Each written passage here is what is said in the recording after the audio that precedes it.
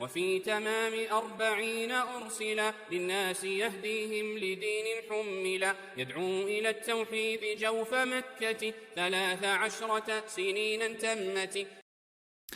La mort d'Abu Talib, cette mort-là, elle n'est pas sans impact, elle n'est pas sans conséquence. Pourquoi ? Parce que, souvenez-vous-en, on avait dit que Abu Talib, c'était la personne à la Mecque qui, malgré sa mécréance, défendait comme personne son neveu Mohammed sallallahu alayhi wa sallam, bien qu'il ne croyait pas en lui, ou du moins il n'a pas franchi le pas et s'est converti à l'islam.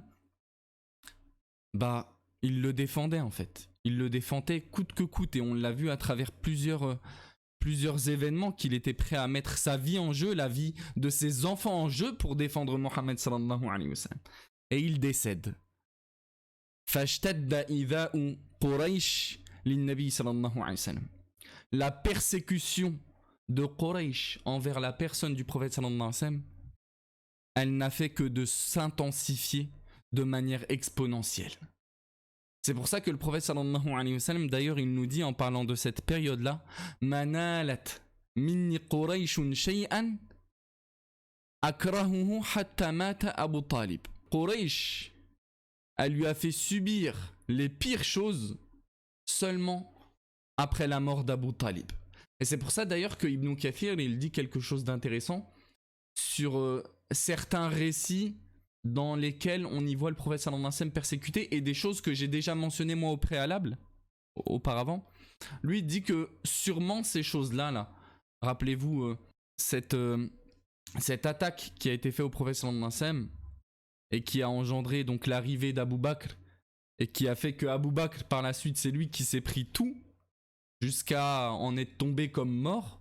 Eh ben, Ibn Kathir il dit peut-être que toutes ces agressions physiques qui nous sont rapportées à la Mecque, peut-être qu'elles commencent à partir de là en réalité. Peut-être qu'elles commencent à partir de là. Allahu a'lam.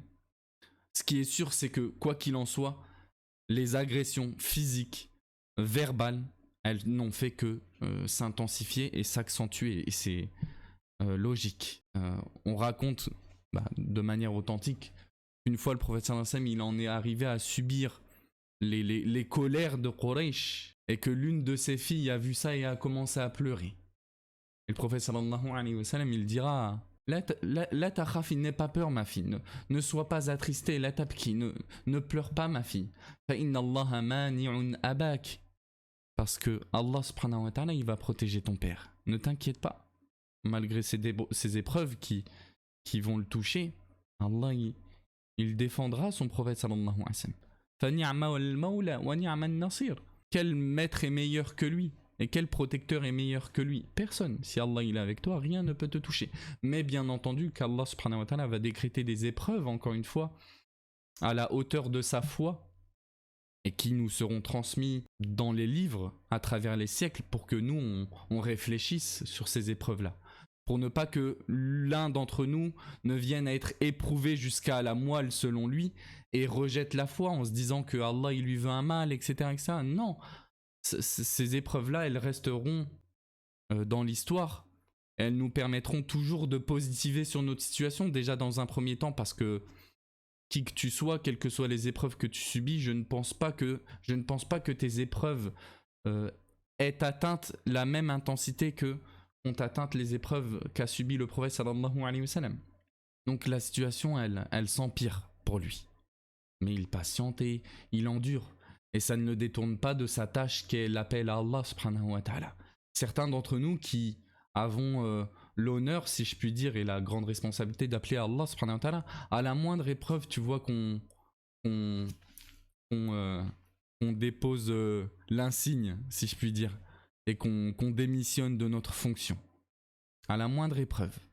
Et peut-être certaines épreuves dures, on se doit de continuer notre appel à Allah subhanahu wa ta'ala, chacun à notre échelle bien entendu. Le prophète sallallahu alayhi wa sallam, il continue sa mission. Parmi les choses qu'il décidera de faire quelque temps après la mort d'Abu Talib, c'est ce que vous voyez ci-contre, à savoir son voyage qu'il entreprend vers Taïf. Taïf, donc c'est une ville qui, par rapport à la Mecque, se trouve à l'est de la Mecque. Donc vous voyez ce bon dessin que voici. Donc ici on a la Mecque, hein, même si les échelles ne sont pas forcément respectées, hein, ne vous fiez pas forcément aux échelles, à l'échelle de cette carte, mais vous comprenez un petit peu où ça se passe, quoi. Donc le prophète sallallahu alayhi wa sallam, il emprunte la route vers Taïf, et il est accompagné de Zayd ibn Haritha. Et qu'est-ce qu'il cherche à travers ce voyage-là? Il cherche à obtenir de nouveaux alliés, un soutien, et à les appeler à l'islam par la même occasion. Il cherche des personnes qui vont se convertir à l'islam, bien entendu, mais qui vont être aussi un soutien pour lui. Et pourquoi il vise Taïf dans un premier temps?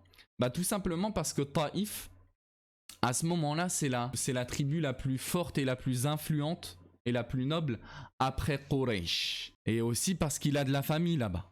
Il a de la famille du côté de sa mère de lait, pas de sa mère maternelle, de sa mère de lait. C'est Halima, As-Saadiya. Donc il y va, accompagné donc comme je le disais.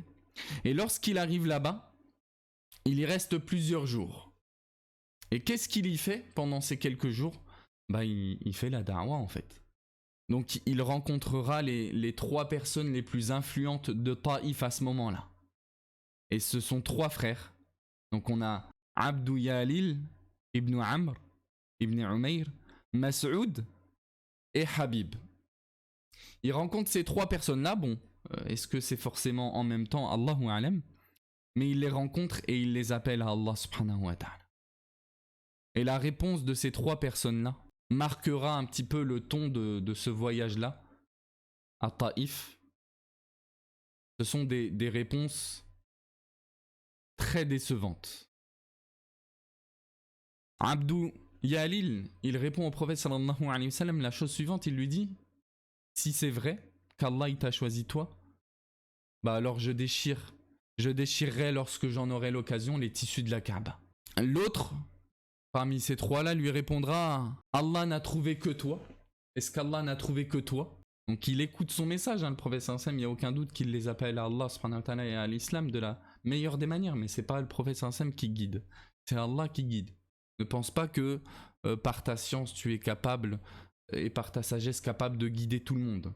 Toi tu as des personnes, ils ont une manière d'exagérer avec certains prédicateurs. Lui, si tel prédicateur va lui parler, c'est sûr il se convertit à l'islam. Non, il n'y a rien qui est sûr.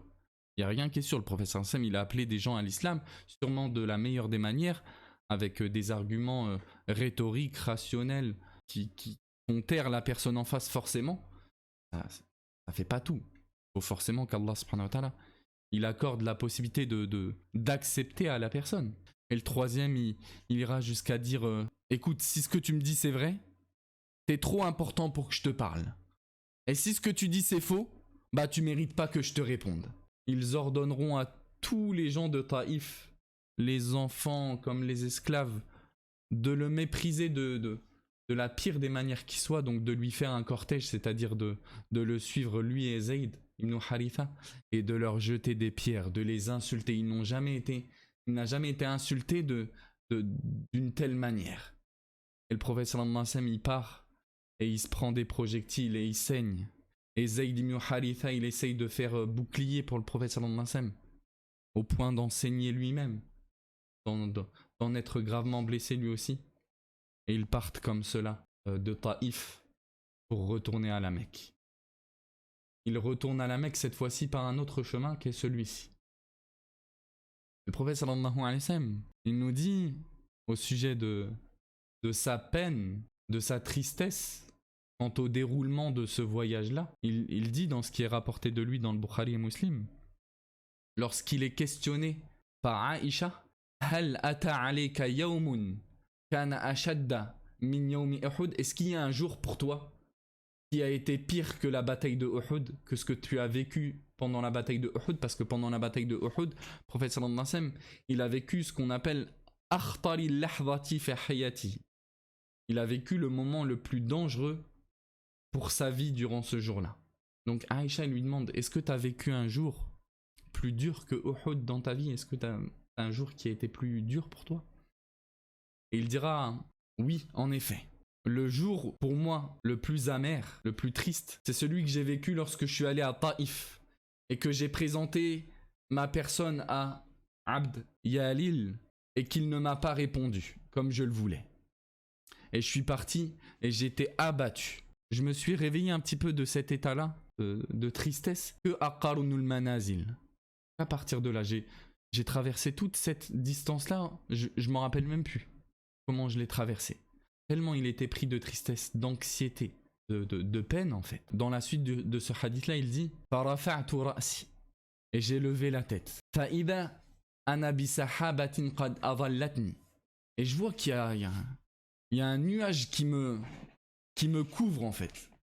« Fanavartu fa'idha fiha Jibril » et je vois que ce nuage, cette ombre en fait qui m'a couverte, c'était pas un nuage, c'était Jibril alayhi salam. Fanadani, il m'a appelé et il m'a dit Inna Allah qad sami'a qawla qawmika lak. Allah subhanahu wa ta'ala a très certainement entendu la parole de ton peuple. Wa ma raddu alayk, et ce qu'ils t'ont répondu. Wa qad ba'atha Allahu ilayka malaka al-jibal li ta'murahu bima shi'ta fihim.